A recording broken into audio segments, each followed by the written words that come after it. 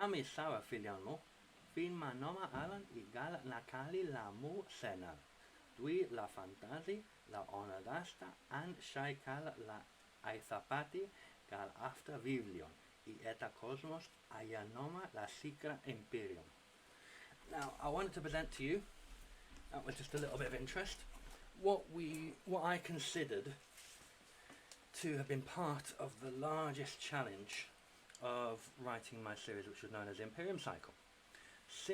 What the greatest challenge in it was, when you come to think about it, when you come to realize about it, was that I was creating an entirely new history within a familiar setting. I was basing it on our planet Earth, or Gaia, as it is known in the series, but I was changing a small and important part of history and making what we recognize as history no longer relevant, making it completely surplus to requirements.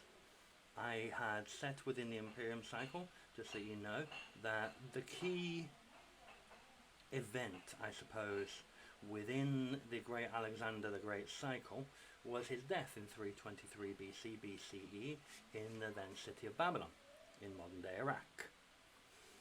I had decided, and the original discovery I was working, well, the original variation I was working on is what would happen were Alexander the Great to have not died at that particular moment in time.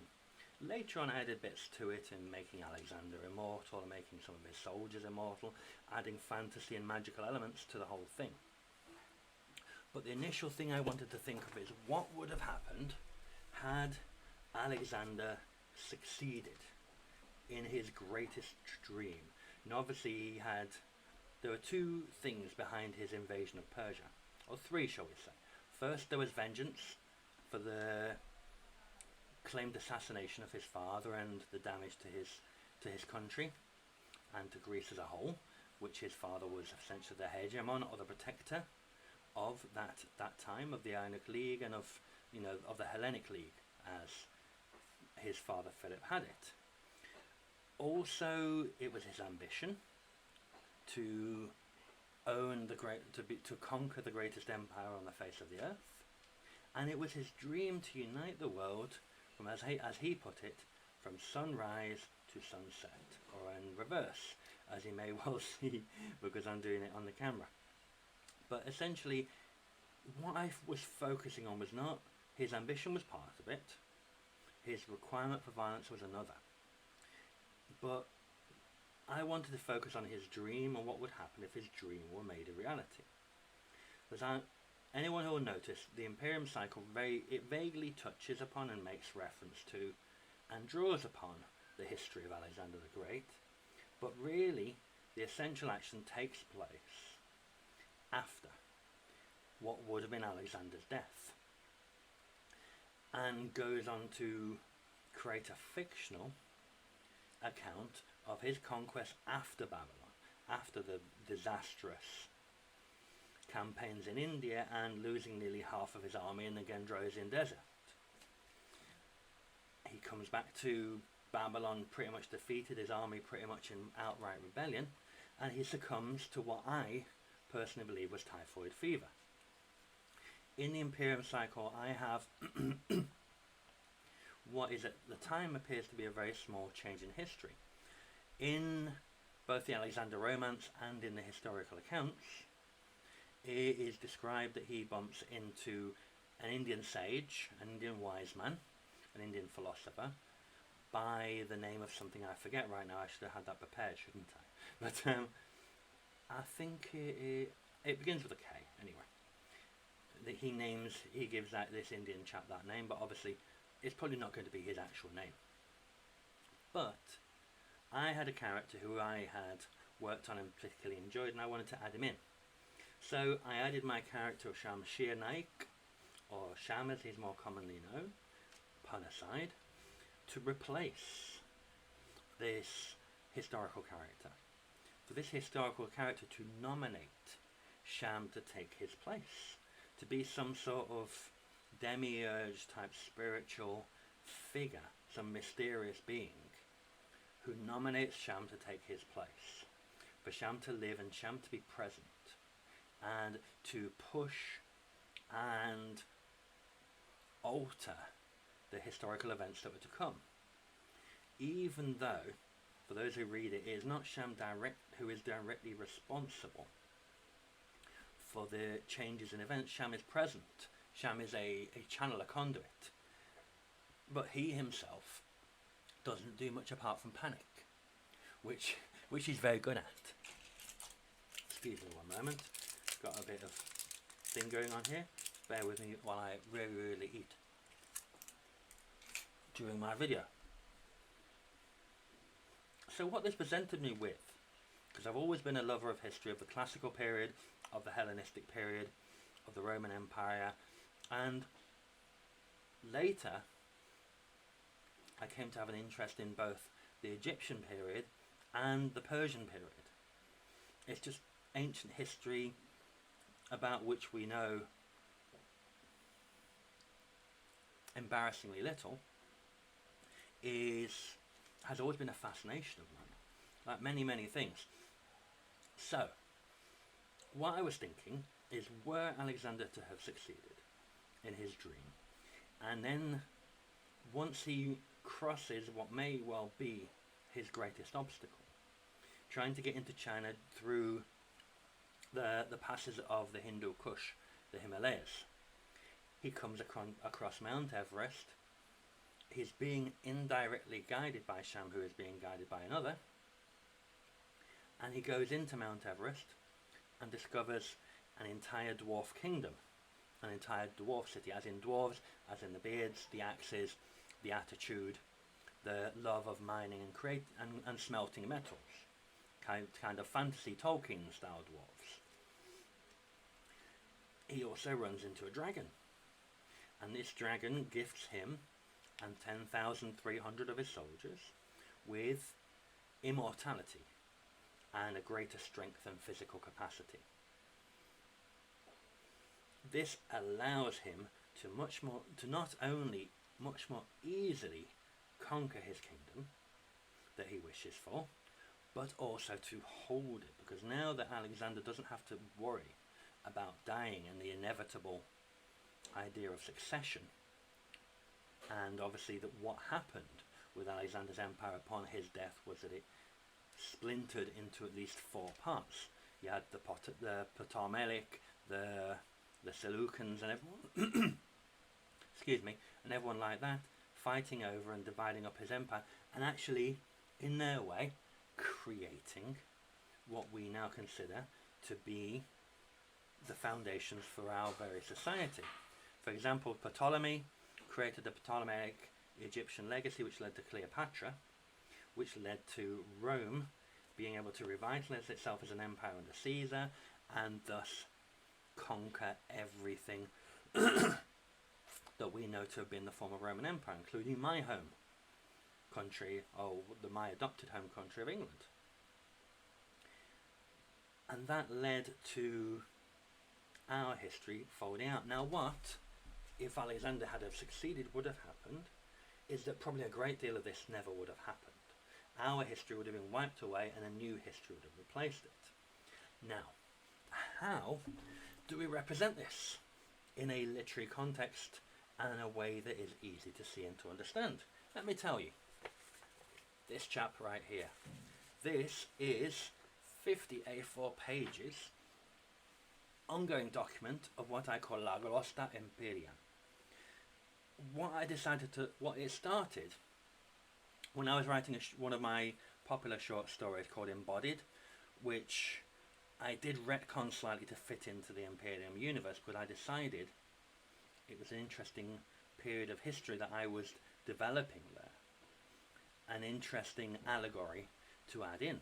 So I decided I was going to fold this into the Empyraeum narrative and bring Martin Castelbank, or Martin Castlebank as he was then known, and his family and his Gaia computer system into the Empyraeum universe. And my thought was this: things that we take for granted, common Romanizations that we use in our everyday language, wouldn't exist anymore. One line that stood out to me was Martin's niece, then called Claire, now called Chiara, to make her sound more Greekish and more Irishish, as the British Isles would then be influenced by the Irish and the Welsh more than by modern English, which possibly wouldn't exist, and I'll get onto that later. She called him an old romantic. Now, obviously, as you may well imagine, romantic and romance comes from a roman, as it was a popular courtly thing to display those qualities, which are still considered, in fact, a good way to behave in a relationship. Now, obviously, as Rome never rose as an empire, Latin never rose as a language, people wouldn't say romantic. So I thought about it, I had a good think, and obviously, first thing that sprang to mind was our good friend Sappho of Lesbos. That she was a famous poet and a romantic stroke erotic poet. And so I just decided, I'll say, don't be such a sapphic. Makes sense, it means the same thing essentially, but it gives a little flavour, a little hint, that there's a difference that has occurred, that there's a change in the language, that everyday turns of phrase come from a different place. And so that led to the creation of La Glosta Empyraeum, Glosta, or ESG, Empyraeum Standard Greek, or EasyG, as I call it, as well as what people on the street might call it in certain parts of the world. And what that was creating an entire language based on an actual historical event. So let me give you the background on it. So when Alexander set out to conquer Persia, his army was made up of dozens, if not 100 different flavours of what would become Greek. At the time, it was a Hellenistic. It was Hellenis, or the Hellenic League. Each city in what would become Greece in our time was its own individual city-state, and each city-state had its own culture, its own politics, its own laws, its own beliefs, its own styles and aesthetic. And each city-state had its own manner of speaking what would become modern Greek. And the Koine language, to mention it, it's essentially, it comes from, according to Wikipedia, our good friend, and I trust it on languages, Wikipedia is very useful on languages, it was basically flavoured a lot by the Attic and Ionic speech forms. Now, what happened was, you've got dozens, if not more, different dialects of Greek. You had the Spartans, you had the Athenians, you had the Thebans, you had the Thespians, you had the Thessalonians, everybody there speaking different manners of Greek. Now, they needed to be able to operate as a coherent unit, an army. They needed to receive orders from their officers, they needed to have these orders passed down, and they needed to act upon them pretty much instantly during a battle. Otherwise, disaster could have ensued. So what happened? And also, to add in, you had Macedonian, which was considered to be a barbarian tongue. The way Macedonians spoke English was, spoke Greek, was thought to be quite brutal and primitive and countrified by more civilized Greeks like the Athenians. So there were all these different ways of speaking, and let's just say, for example, one word could have meant, with a certain pronunciation, could have meant brown to the Spartans, and sword to the Macedonians. Just a pure example, it's not true, there's no basis in that, I'm just picking things out of their head. So what happened? They came up with something called koine, which was common Greek, as in, during the course of the campaign, during the course of the march, soldiers from various parts of Greece were mixing together, and between them they came up with a common form to say things. And this actually in turn came to be created as modern medieval Greek, which was used in modern translations of the Bible, the Septuagint and everything like that, and then developed into what we call modern Greek. And to be honest, medieval Greek and modern Greek don't have many differences.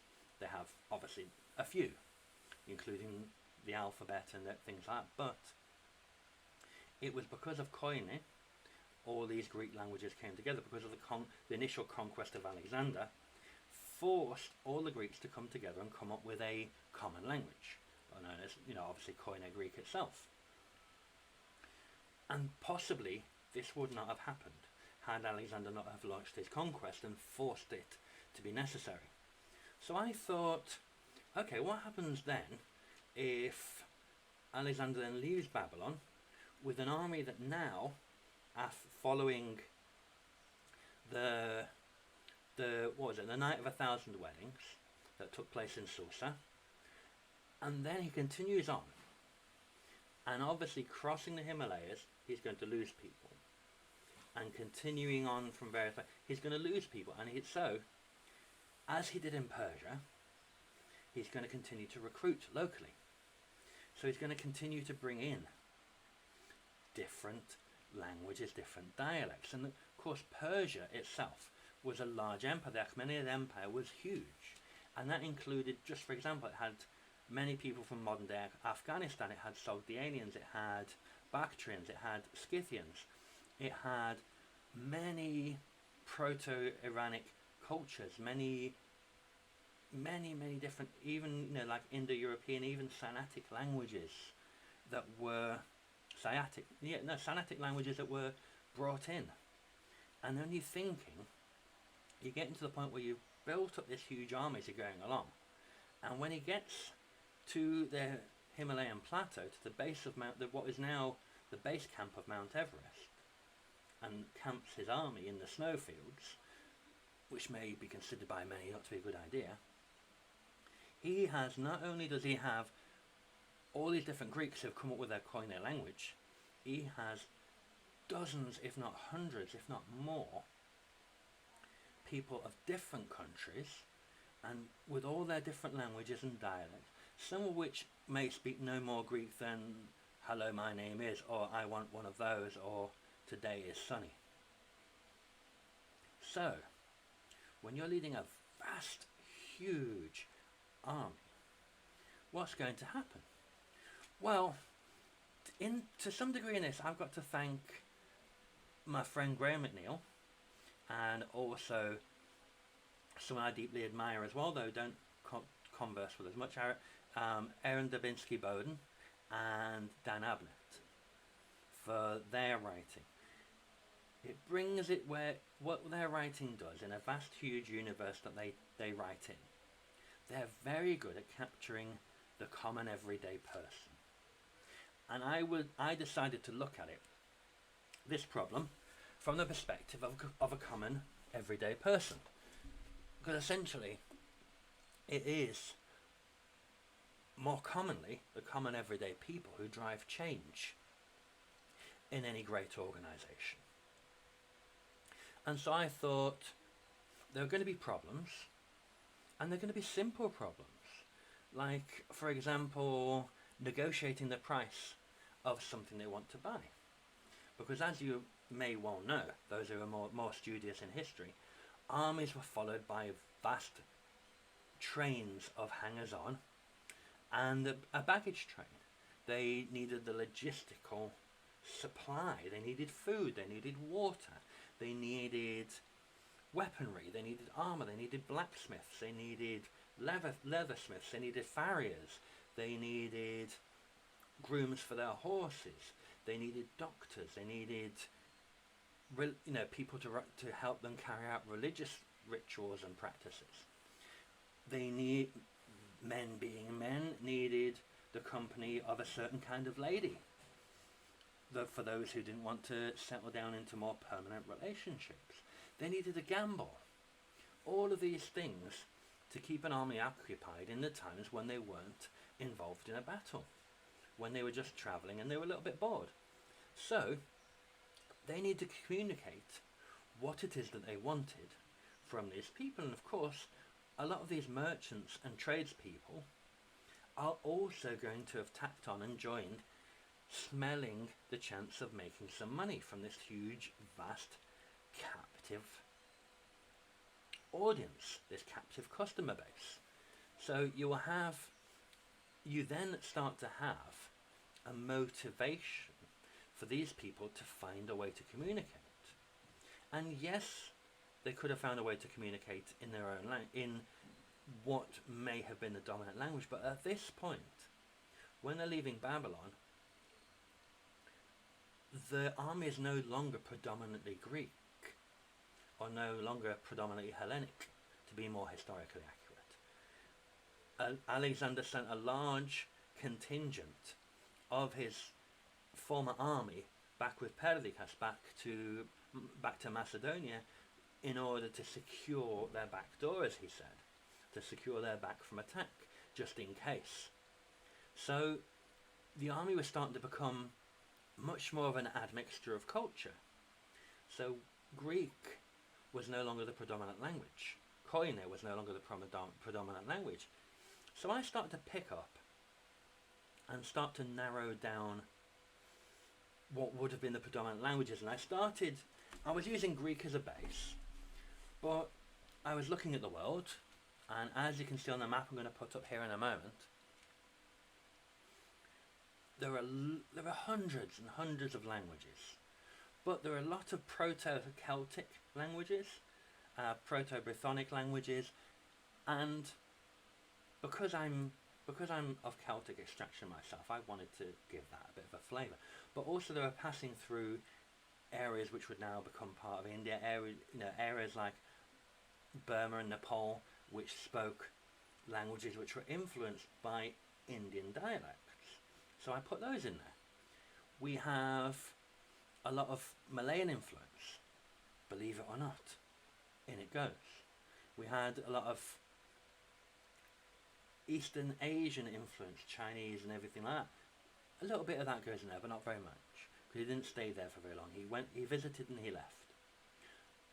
And we also have all kinds of different languages in there, and I decided I was going to take these, blend them together. As I say here, the languages I tend to pay more attention to here, and I've lost my page, bugger. Oh yeah, here we are. So I use ancient modern Greek, Nepali, Malay, Irish, Welsh and Scots Gaelic, as well as a bit of Sanskrit, Gujarati and Punjabi, and a few others. And so what I decided to do was blend all these together and then find a way to make it sound like a language, make it sound believable. And this is something I wanted to communicate to you guys in the form of world building. World building is when you immerse people in. And sometimes, in order to evolve the dreaded info dumps and the wall of text, as people call it, or the TL:DR, too long didn't read, that people like to talk about, that seems to turn people off more these days, is to make it subtle. And what I decided, we have got, shall we say, a very large force of, shall we say, simple men and women. Those who are involved in a very, to quote Cagliaris, a very simple form of life. Their form of life is, you've got a sword, there's your enemy, stick your sword in the enemy before the enemy sticks his sword in you. That's the way soldiers tend to think. Their lives could be cut short at any minute, they're living for the day. Their language is going to be rather coarse and uneducated, except for Spartans like Lupernicles, obviously. So I was thinking a lot, they're going to be using quite coarse and what may be considered by many offensive language.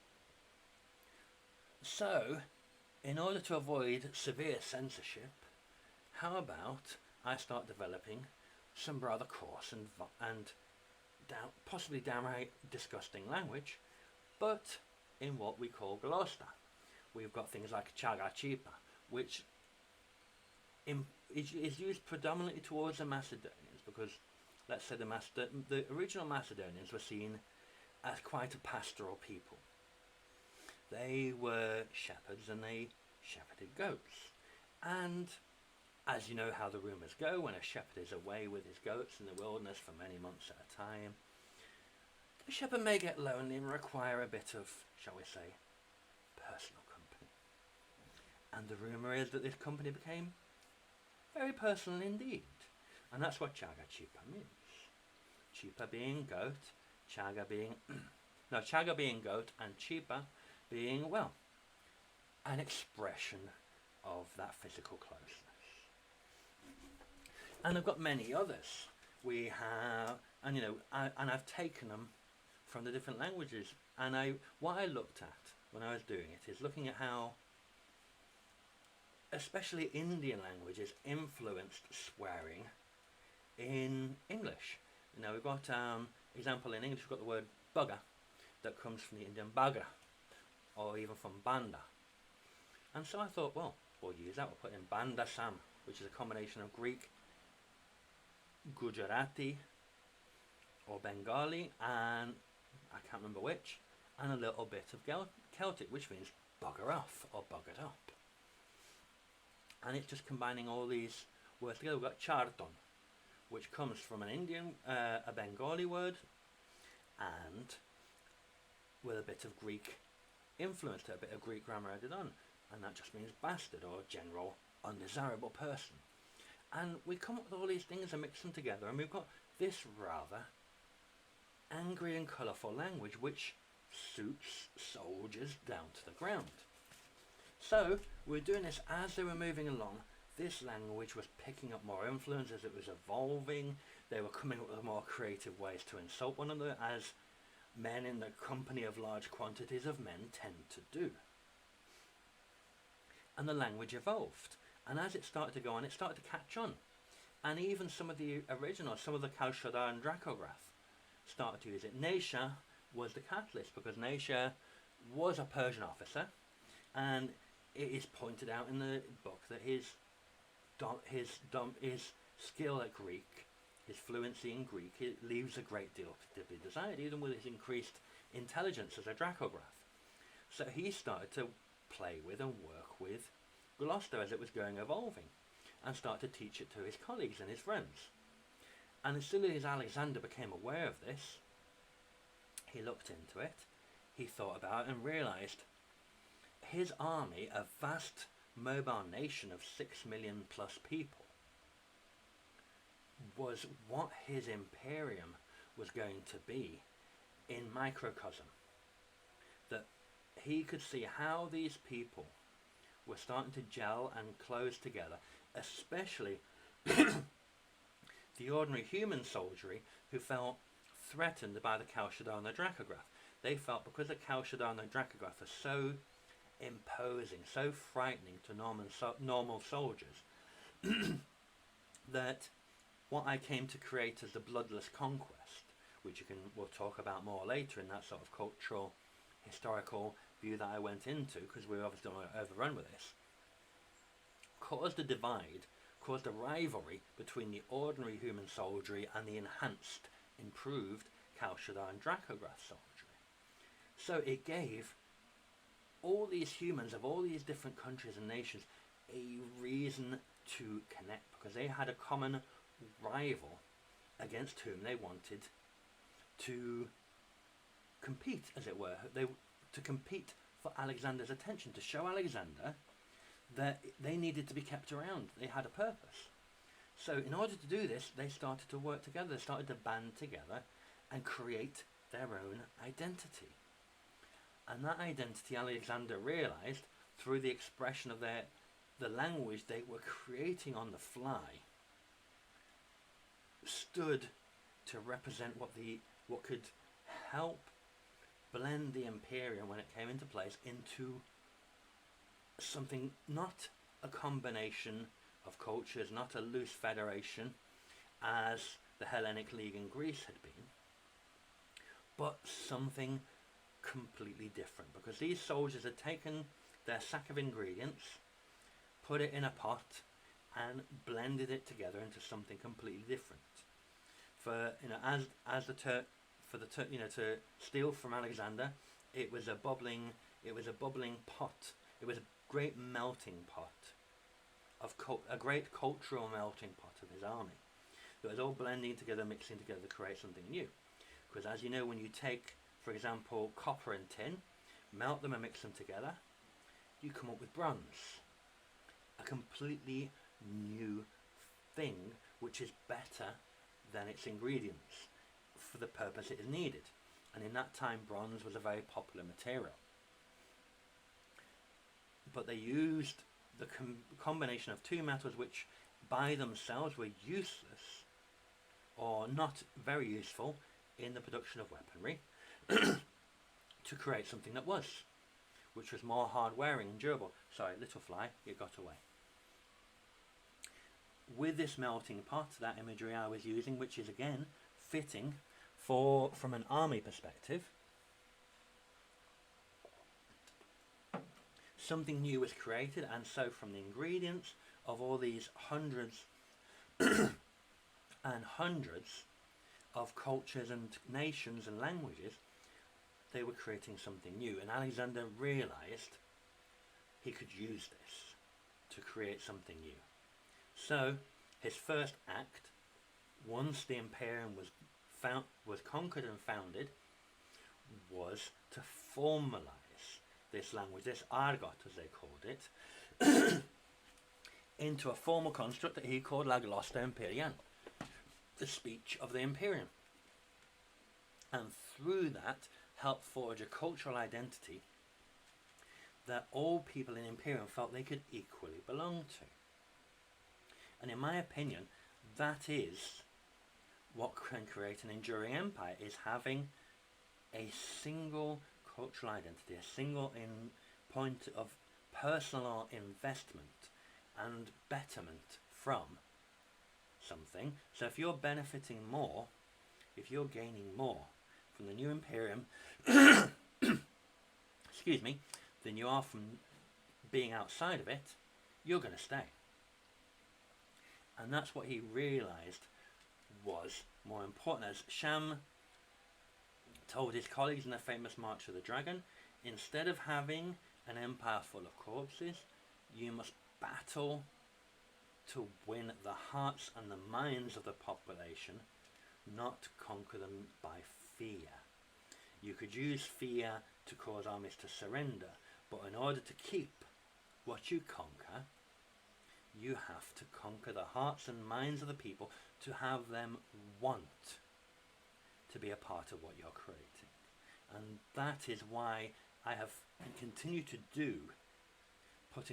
continue to put so much effort into creating this constructed language, because to me that helps represent the change and the difference in the language which is spoken. And for people who've read the books that are so far published and pay attention, they'll realize that the language, the Glosta that is being used in the books, changes as time goes forward. New terms come in, new ways of saying things become common. Different people express things in different ways. The old guard, people like Kalialis, Lupanikis, Nesha, especially Korai, use an older manner of saying things because that's what they grew up with. And more modern people, when you have people like Sergeant Gwydion, Oli Olimor, people like that, speak a more modern street, if you will, manner of speaking things, because these are common people who've risen up. And I'm trying as well to sort of blend in regionalism, which is going to be dead hard.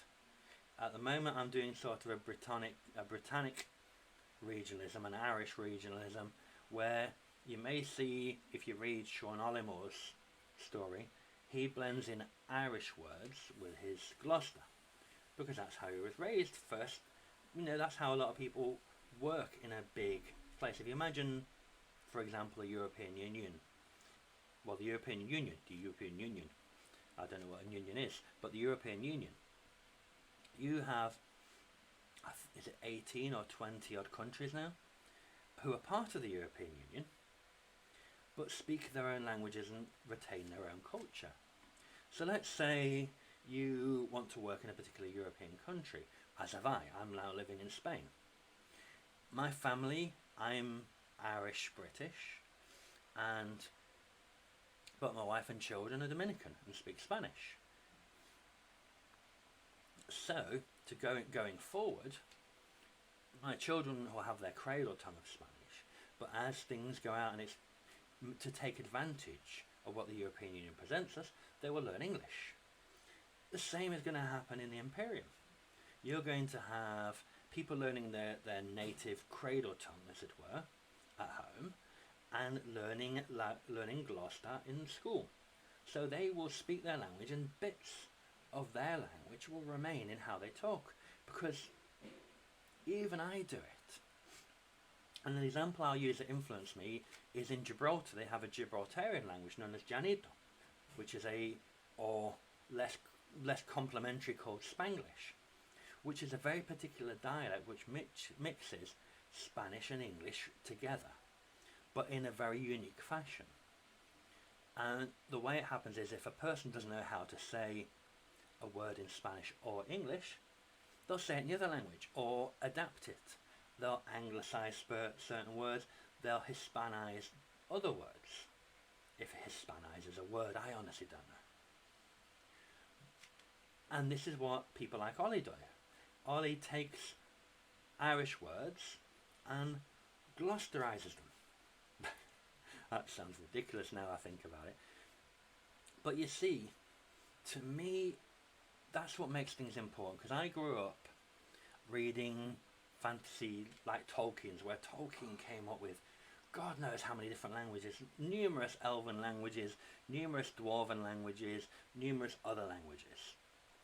And the mythology and everything, even though it's mentioned in the books, it doesn't really get too much attention all of the time. Sometimes he does go off on a tangent, and tell big long stories for 7, 8, 9, 10 pages, admittedly. I'm not going to do that. I'm going to try and be more subtle. I'm going a more Frank Herbert style, where I'll have words creep in, I'll have terms creep in, and make them at least understandable by the context, that this is either something referring to this, or this is a dirty word or an insult. To be honest, you know how it works. If someone is shouting and swearing in another language, you know they're shouting and swearing, even though you don't know what they're saying. Unless they're, as they say in the joke, unless they're Spanish, which when it sounds like they're shouting anyway. But even if they're just talking to their friends. But it's a way of blending and folding in and creating authenticity. And that's what I'm looking at doing, and it's a work in progress, but I think it's a valuable work in progress, and I really hope it works, and I really hope this is going to give you guys something to think about. But this is going to be me signing off for today. Thank you, as always, for your time and your patience, and it's been a pleasure. You guys have a great rest of the day. Thanks for listening to this is Alan J. Fisher signing off for my channel. Please hit the like, the subscribe, all the usual stuff. Everything is at the end of the video, as I'm sure you're aware. You guys have a fantastic day. Bye bye.